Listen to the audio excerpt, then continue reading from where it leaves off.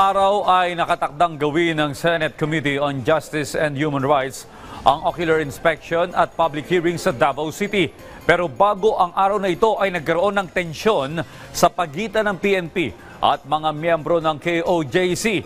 Si Jason Amisola ng PTV Davao sa detalye live. Jason?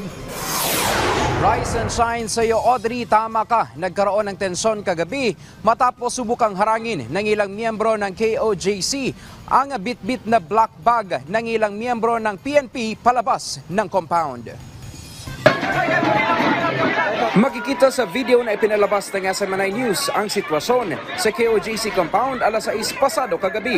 Pinagtutulungang hulihin ang isang misyonaryo ng KOJC matapos itong nagpumilit na i-check ang di umano'y basurang bitbit ng ilang PNP members palabas ng compound.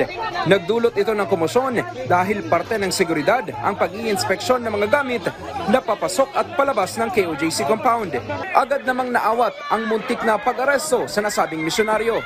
Sa isa pang video, makikita rin ang pagpusilit ng di umano'y generator set at welding machine ng mga pulis papuntang katedral ng compound na pinalilibutan pa rin ng mga pulis. Mapapansin rin ang bakanting school grounds at wala masyadong pulis na nakapalibot rito. Una nang sinabi ni Attorney Israelito Torion, ang KOJC Legal Counsel, nakaduda-duda ang operasyon ng PNP sa loob ng compound. Depensa ng PNP, huwag nang lagyan ng kahit anong kulay ang pagsisilbi ng warrant of arrest kay Pastor Quiboloy at sa mga kasamahan nitong akusado. Ito po ay kautusan ng korte at trabaho po natin na siguruduhin na mahuhuli ang pinaghahanap ng batas. Ang atin ay masiguro na walang karapatang pantao ang ating naaapakan.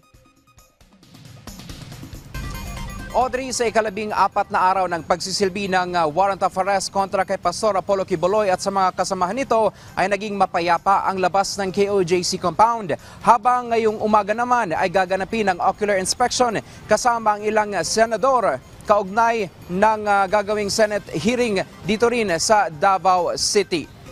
Yan ay ating papakaantabayanan. Yan na muna ang latest mula rito sa Davao City. Jason Amisola para sa Pambansang TV sa Bagong Pilipinas. Daghang salamat, Jason Amisola.